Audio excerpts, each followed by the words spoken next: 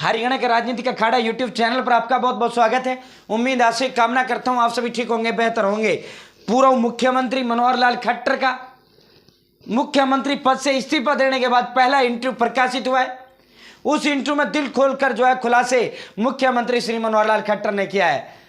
यहां तक कि उन्होंने साफ गोई से बताया, माननीय प्रधानमंत्री नरेंद्र मोदी ने जिस दिन तारीफ की थी, मुझे पहले ही आभास हो गया था, मुझे पता लग गया था कि चीफ मिनिस्टर की कुर्सी जाने वाली है। सारे सवालों का जवाब खोलकर जो है मुख्यमंत्री खट्टर ने देने का काम किया। मेरे पास जेपी नड्डा का फोन आया, अमित शाह का फोन आया, सारी चीजें जो है 10 बड़े बड़े खुलासे। दुष्यंत चौटाला को भी आभास हो गया था, दुष्यंत चौटाला को भी पता लग गया था या नहीं लगा था, पूरा दुष्यंत चौटाला के बारे में भी उन्होंने खुलकर बोला है। उसके बाद जिस तरह इस्तीफा होता है, इस्तीफे के बाद नायब सैनी को वो बनाया जाता है, मुख्यमंत्री बनाया जाता है, उस पर भी खुलकर उन्होंने बोलना शुरू किया। और फिर दुष्यंत के साथ जो मीटिंग होता है, उस मीटिंग पर भी खुलकर बोले। पूरा विस्तार पूर्वक आपको चर्चा व संवाद आपसे करेंगे। चैनल सब्सक्राइब जरूर करें। हरियाणा के राजनीति का अखाड़ा यूट्यूब चैनल पर हरियाणा कि राजनीति की छोटी बड़ी अपडेट संपूर्ण हरियाणा सबसे पहले, सबसे तेज, सटीक व विश्वसनीय देने का काम करते हैं। चाहे वो किसी भी पार्टी, मेरे लिए सभी पार्टियां समान है। सभी पार्टियों को प्रमुखता से कवरेज करना मेरे लिए मेरा प्रमुख कर्तव्य दायित्व बनता है। साथियों, अब सीधा मुद्दे पर चलते हैं। माननीय पूर्व मुख्यमंत्री श्री मनोहर लाल खट्टर का इंटरव्यू आपको दिखाते हैं। ये डिस्क्रिप्शन में व्हाट्सएप ग्रुप का लिंक दे दिया, आप जुड़ सकते हो। ये माननीय मुख्यमंत्री साहब है, पहला साक्षात्कार, पहला इंटरव्यू जो है खट्टर साहब का प्रकाशित हुआ है। साथियों, खट्टर साहब के बारे में सबसे पहला जो सवाल पत्रकार ने खट्टर साहब से पूछा, प्रधानमंत्री ने एक दिन पहले गुरुग्राम के अंदर आपकी तारीफ की और प्रधानमंत्री ने कहा कि मुझे स्कूटर पे बिठा के ले जाते थे, मोटरसाइकिल पे बिठा के ले जाते थे, मेरे साथ दरी बिछाने का काम मुख्यमंत्री खट्टर ने किया, ये किया वो किया। क्या इसके बारे में आपको पता था कि आप अगले दिन मुख्यमंत्री नहीं रहेंगे? तो इस पर मुख्यमंत्री खट्टर ने कहा, पूर्व मुख्यमंत्री, ये घटनाक्रम जो हुआ अचानक घटनाक्रम नहीं है कि अचानक सेंटर का ऑर्डर आया और मुझसे कहा इस्तीफा दो, नहीं है, अचानक नहीं है। ये एक प्रक्रिया थी, प्रक्रिया के तहत ये इस्तीफा हुआ है। इसमें अमित शाह जी और जेपी नड्डा जिस बगिया को अपने हाथों से सींचा हो, बस उसकी रखवाली और कार्यों को आगे बढ़ाने के लिए अच्छे विकल्प की तलाश सभी को करनी चाहिए। विकल्प तैयार करते समय मेरे दिमाग में था कि मैं मुख्यमंत्री के पद पर रहते हुए अपने सामने ही मैं संस्कारित, निष्ठावान और समर्पित और प्रदेश के हित के सोचने वाले व्यक्ति को सीएम की कुर्सी पर बिठाऊंगा, ये खट्टर ने कहा। मुझसे 1 से 1.5 साल पहले ये चीजें क्लियर हो गई थी कि मुख्यमंत्री का पद जो है मुझसे लिया जाना है, लेकिन इसमें जो है कुछ चीजें वो थी। इसमें खट्टर साहब कहते हैं कि सेंट्रल हाईकमान जो चाहता था कि भाई लोकसभा के बाद आप इस्तीफा दो, लेकिन जब इस्तीफा ही देना है तो फिर लोकसभा के बाद क्यों, लोकसभा से पहले ही दे दो। और 1 साल पहले मुझे इशारा कर दिया गया था, तो मैंने उस समय टाइम मांगा था कि भाई जो फूल ये जो लगाया है बीजेपी हरियाणा में खड़ी हुई है, इसको मैंने सींचा है। लगभग 90 से मैं इस पार्टी की सेवा कर रहा हूं, तो मुझे जो है अब नया जो माली इस फूल का होगा, नया जो माली इस बाग का होगा, उसको मुझे तैयार करने दो। तो ये टाइम इन्होंने जो है सेंट्रल हाईकमान से मांगा। पूरे हरियाणा में जब इन्होंने नजर घुमाकर इन्हें नायब सैनी मिले, 30 साल जो है 7 नायब सैनी ने काम किया। नायब सैनी जो है खट्टर साहब के लिए खाना बनाते थे, खट्टर साहब के लिए जो है इन्होंने मोटरसाइकिल चलाई, खट्टर साहब को लेकर जो है संगठन का बहुत काम किया। तो नायब सैनी को पहले प्रदेश अध्यक्ष बनवाया, प्रदेश अध्यक्ष बनवाने के बाद मैंने उसको मुख्यमंत्री बनवाने का काम किया। तो ये खट्टर का पहला जवाब है। क्या आपको आभास था कि आज प्रधानमंत्री तारीफ कर रहे हैं और कल आप मुख्यमंत्री कुर्सी पर नहीं रहने वाले?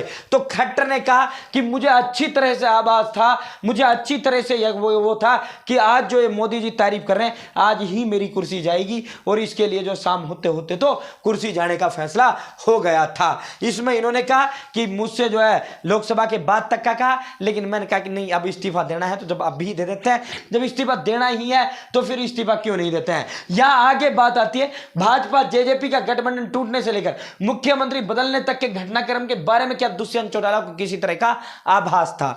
तो यहां जो अगला पत्रकार सीएम खट्टर साहब से पूछते हैं, पूर्व सीएम से, कि क्या आपको पता था कि दुष्यंत चौटाला को आभास हो गया था कि सरकार गठबंधन टूटेगा और मुख्यमंत्री बदला जाएगा? तो खट्टर साहब ने कहा कि मुझे लगता है कि उन्हें 5 से 6 दिन पहले इस चीज का आभास हो गया था, इस चीज का उन्हें एहसास हो गया था। सेंट्रल हाईकमान से जिस तरह की प्रतिक्रिया उनके गठबंधन के लिए मिल रही थी, जिस तरह का सेंट्रल हाईकमान का रवैया भैया उनके लिए था, तो उन्हें एहसास हो गया था कि मुख्यमंत्री भी बदला जाएगा और वो भी बदला जाएगा। और दुष्यंत चौटाला ने इन प्रकरण का जिक्र भी किया। दुष्यंत चौटाला ने जो हिसार वाली रैली थी उसमें अपने आप को थोड़ा स्मार्ट और स्मार्ट बनाने की कोशिश की थी। दुष्यंत ने कहा था कि मैंने दैनिक ट्रिब्यून के संपादक से कहा था, मैंने उनको फोन मिलाया और मैंने उनको कहा था कि अगर खट्टर की को तारीफ मोदी जी करते हैं तो इसका मतलब कल मेरे साथ साथ खट्टर भी जाएंगे, गठबंधन भी जाएगा और खट्टर भी जाएंगे। और वही अगले दिन हुआ। यही चीज स्वयं जो है दोईस ने कहा। नए सीएम ने नायब सैनी ने जब से विश्वास मत प्रस्ताव किया तो उसके तुरंत बाद आपने करनाल विधानसभा सीट से इस्तीफा क्यों दे दिया? तो इस पर खट्टर साहब कहते हैं कि यह दिलचस्प है, पार्टी के लोगों तथा प्रदेश की जनता के लिए चौंकाने वाला फैसला था। और खट्टर साहब कहता है कि ये जो फैसला है, ये फैसला भाई ये जो है ये फैसला नायब सैनी के लिए भी चौंकाने वाला था। ये फैसला इसके बारे में ना मैंने सेंटर हाईकमान को बताया ना मैंने नायब सैनी को बताया। तो ये जो भाई इस्तीफा, विधायकी का इस्तीफा मैंने छोड़ा तो ये मैंने अपने अलावा किसी को नहीं बताया था। जब विधानसभा में मैंने इस्तीफा दिया तो एकदम से जो है नायब सिंह सैनी भी मेरे बराबर बैठे हुए थे, वो भी अचंभित हो गए, जेपी दलाल भी अचंभित हो गए। और मेरे पास जेपी नड्डा, जगत प्रकाश नड्डा जो राष्ट्रीय अध्यक्ष भारतीय जनता पार्टी के थे, उनका फोन दिल्ली से आता है और जेपी नड्डा कहते हैं खट्टर साहब आप जो है आपको अभी इस्तीफा नहीं देना था, जीतकर विधानसभा का इस्तीफा दे देते। तो खट्टर साहब ने फिर वही कहा कि जिस तरह मुख्यमंत्री का कुर्सी लोकसभा के बाद का मामला था, जब देना ही तो पहले ही दे देते हैं, तो फिर क्यों ना अब जब इसका देना है तो इसका भी पहले ही दे देते हैं। तो अमित शाह का भी इसको लेकर वो आया था। तो साथियों ये खट्टर साहब की कुछ होता।